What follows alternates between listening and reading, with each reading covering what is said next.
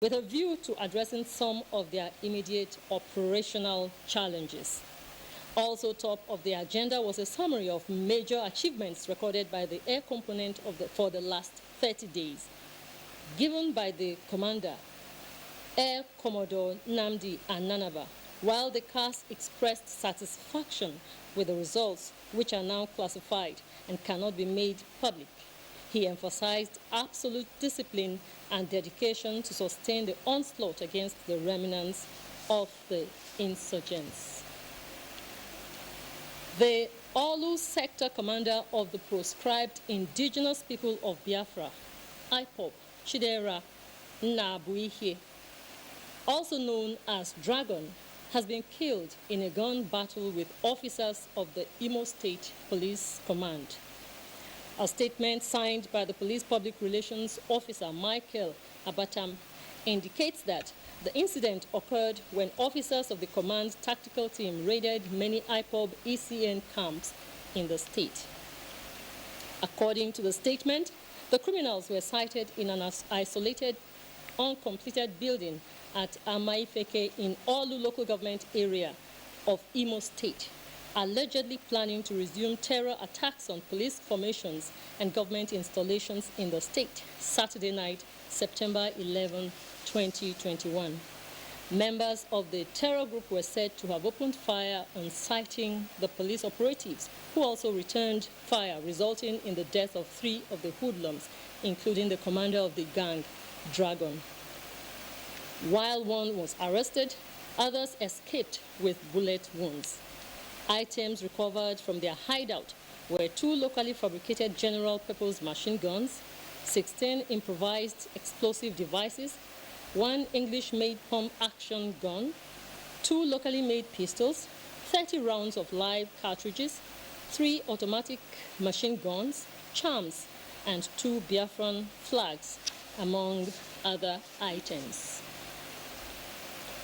Governor Maimala Buni has joined the Northeast Development Commission in the groundbreaking of mass construction of 500 housing scheme for internally displaced persons across 5 local government areas of Yobe State. This is part of the Commission's special presidential intervention of the state in the Northeast region. Yunusa Suleiman reports. The Northeast Development Commission, NEDC, was established in 2019 by the federal government to address developmental challenges in the Northeast sub-region and to restore means of livelihood of the people following more than 12 years of insurgency. To this end, Yobe State Governor Maimala Buni and the Managing Director of the Commission, Mohammed Gonal Gali, jointly performed foundation laying blocks for the construction of NEDC modern mass housing scheme in the state. This is in addition to graduating 192 third batch of ICT trainees, distribution of food and non-food items to vulnerable households, and the inauguration of fully equipped infectious diseases laboratory for the testing of COVID-19 and other diseases at the Yobe State University Teaching Hospital, Damaturu. The spread of this project across the state is a commendable drive by the Northeast Development Commission, which confirms to our even development pursuit in the state. Mass houses we are about to commence construction is of the closer block type, which consists of blocks of 4 units of 2-bedroom bungalows with veranda and courtyard. The Northeast Development Commission team, in company of Governor Maimala Buni, inspected the 40-kilometer Gujbomote Road, awarded under the Multi-Sectoral Crisis Recovery Project, as well as the 54-kilometer Wagir-Mote-Galda Road, which the intervention agency is taking over its construction. In Damaturu, Yunusa Suleiman, NTA News. Control some ecological challenges in parts of Anambra State, the federal government has approved ecological intervention projects. This was during the inauguration of roads and drainages in the state. Blessing Anyang reports. Alo and Umudioka communities in Idemili and Dunukofia local government areas have suffered untold hardship due to erosion and flooding until the ecological intervention project was approved and completed through the Ecological Fund Office of the Secretary to Government of the Federation. With the construction of 5.2-kilometer road with drainages, it will boost their socio-economic well-being. In fact, we are very, very happy with the federal government. Their kindness to remember and include in this project. This road, as we are standing now, was very bad, unmotorable. But we thank God that today the federal government has come and relieved most of the pain that this road brought to the community. The handing over of the project offers the community opportunity to take ownership, ensure its protection, maintenance and sustainability. The importance of this project cannot be overemphasized, as it's expected to address the devastating effects of erosion and flood menace in these communities. Messages from representative of the state governor Willie Obiano and other critical stakeholders applauded Mr. President's initiative as it will help usher in investors and reduce rural-urban migration. Blessing Anyang, NTA News. The last batch of the 2020 Christian pilgrims to the Kingdom of Jordan have returned to Nigeria after days of spiritual exercise. Ngozi Sylvia Teknikio reports that they returned with lessons of strength of unity for a nation like Nigeria. The aircraft conveying the last batch of the more than 2,000 pilgrims screened for the 2020 spiritual exercise in the Kingdom of Jordan touches the ground at 2 p.m. local time. The COVID-19, which affected global affairs, bears its brunt on the arrangement for last year's pilgrimage and made the Commission settle for the Kingdom of Jordan for the annual religious rites. There they have about 10% of Christians, and then they have 90% of Muslims. Both the Christians and the Muslims occupy high positions in government. But what is more important to them is not about your religion, but it's about you are a Judanian. You are one of us. And we are to really learn from this particular practical incidences of these people living together, loving themselves. They have been able to manage the little that is available to them, and because they have their faith in God, they've been able to transform their society, and it is my prayer that this country will be much, much greater than it is present. The Commission says the annual religious engagement was hitch-free as pilgrims acted within the ambit of the rules governing the spiritual exercise. Ngozi Silva, Technical, NTA News. Primate Church of Nigeria Anglican Communion, Henry Ndukuba, has visited Governor Samuel Otom with encouragement of fervent prayers for Benue and Nigeria to surmount the insecurity and other challenges. Governor Samuel Otom, who received him at the government house, expressed his continuous trust in God to overcome. Charles Abba has details.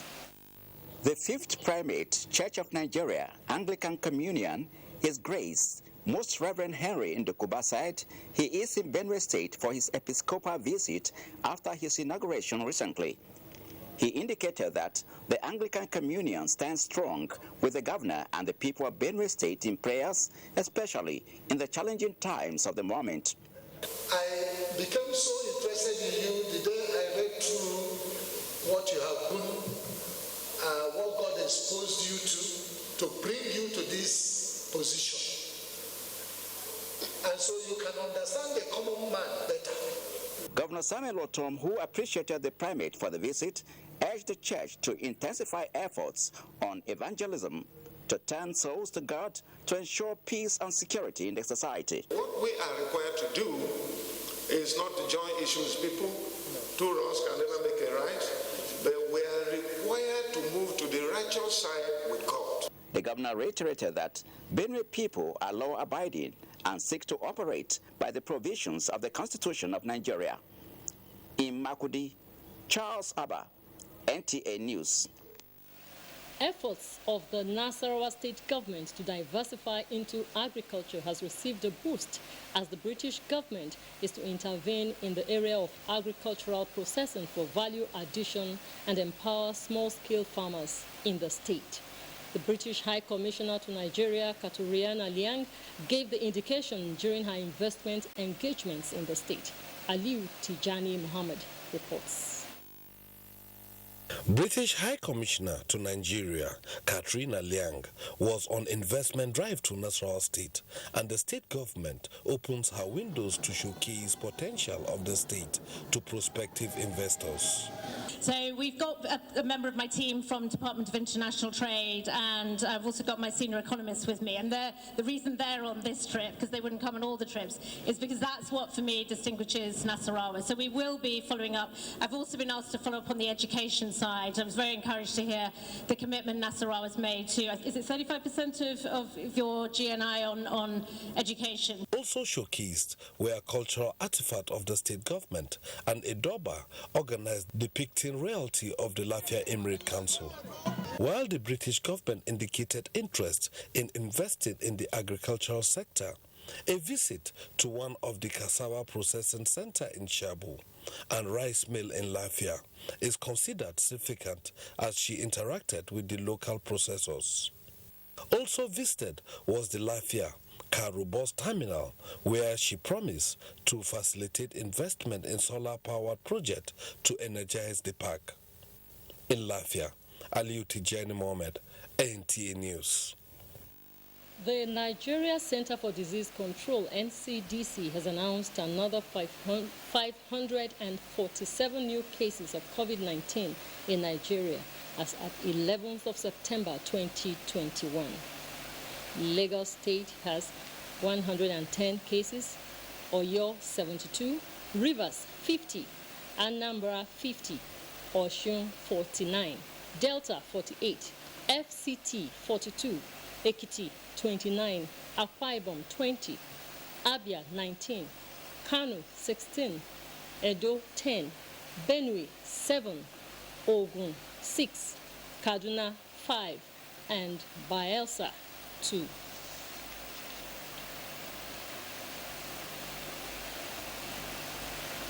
The second phase of the COVID-19 vaccination in Benue State is set to round off, having commenced 2 weeks ago.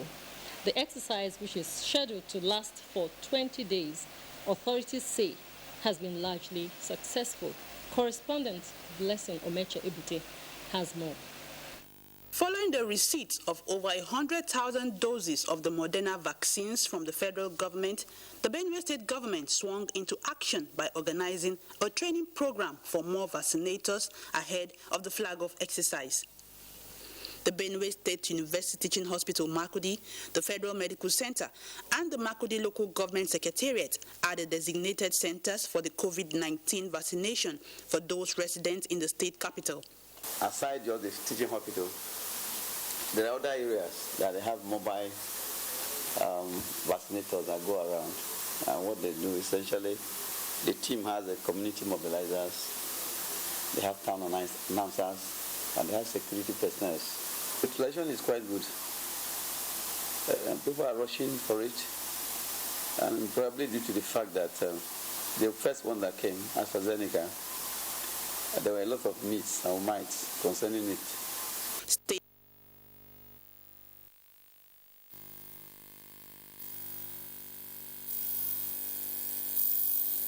But we will be continuing from here in Abuja. I'm Elizabeth Omori.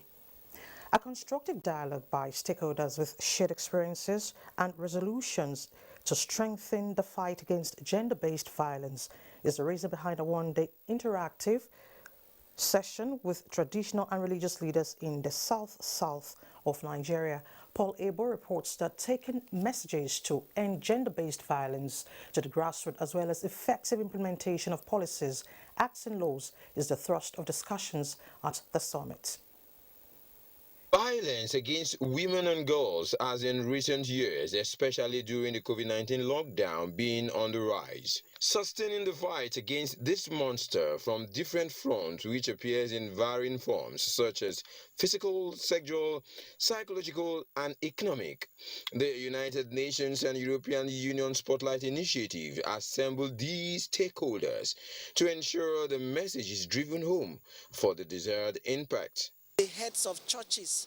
They will now go and step down to the various branches. The traditional rulers, they have a lot of chiefs under them. They'll pass on the message, and like somebody said, go to the grassroots. We believe it will get closer to the people. Basic interventions that will be useful to the girl child in the village, in schools, in the streets, in homes. Participants with experiences shared same during a panel discussion. Just River State, a couple of laws have been passed that supports the rights of women, which, if effectively applied, will improve the well-being of women and girls. The traditional rulers and their various domains will stand up and talk against these harmful practices. We should be able to inculcate the right things, the right rules to our subjects and to the society in general. All our guests like this, stop all this reading. If you see the Quran or Islamic stand, we are going home to educate our people, to make advocacy. They are hopeful that the recommendations will go beyond the hall to the public if the war against violence against women and girls must end sooner than later. In Calabar, Paul Abel, NGA News. In Ultra Empowerment, the federal government is adopting vocational training as part of measures towards achieving its vision of lifting 1 million Nigerians out of poverty. Minister of Labour and Employment Chris Ngige said this in Imo State while flagging off the Southeast Vocational Training Program for Youth. Reina Obasi has details. The training attracted participants from the 5 Southeast states who will be trained in various skills including tailoring, ICT, cosmetics, among others. The participants commended the federal government for the opportunity given them, stressing that the training will make them self-reliant. I will commend the action of the Federal Ministry of Labour through the very good innovative in empowering the youth. I am excited. Thank you very much. There's nothing they can compare with having a skill as far as Nigeria is concerned to help yourself. I feel good about this training because I'm going to learn a lot of sewing. The Minister of Labour and Employment, Dr. Chris Ngige, says the training is to enhance manpower development to reduce youth unemployment and restiveness in the region. He adds that the trainees will be certified and empowered with tools at the end of the program. The idea is to bring blue-collar job, knowledge and empowerment to the doorstep of most of the youths. Let us empower them to use their hands. Other stakeholders at the event charged the participants to take the training seriously. It's very, very important that we lift many Nigerians out of poverty. The training has so far kicked off in the 3 geopolitical zones and will extend to other zones in the country. In Owerri, Rina Obase, NTA News. You're watching Panorama on NTA. Time now to take a break. More reports when we return. Just stay with us. The vaccine offers hope for a safe country free of coronavirus. I urge all state governments, traditional and religious leaders to take the lead in the mobilization effort within their environment and spheres of influence. I similarly urge all eligible Nigerians to present themselves and be vaccinated in accordance with the order of priority already mapped out at the various authorized designated centers only.